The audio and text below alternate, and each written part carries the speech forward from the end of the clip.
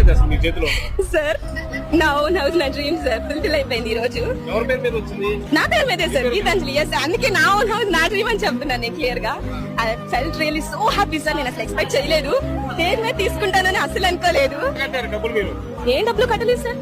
నేను ఇంకా తీసుకున్నా, యాక్చువల్ గా అమ్మఒడి తీసుకున్నాను, మా మామగారికి పింఛన్ తీసుకున్నాను, మా అత్తగారికి చేయదు పథకం తీసుకున్నాను, ఇప్పుడు నా డ్రీమ్ హౌస్ తీసుకున్నాను. ఏం చెప్తారు జగన్ అన్నకి? ఏం చెప్తారు మీరు? Thank you so much Jagan అన్న. ఇప్పుడు నా ఇద్దరు ఆడపిల్లలు ఉంటుంటే జై జగన్ అన్న అని అరిచేవారు, ఇక మొత్తం వినిపించేది.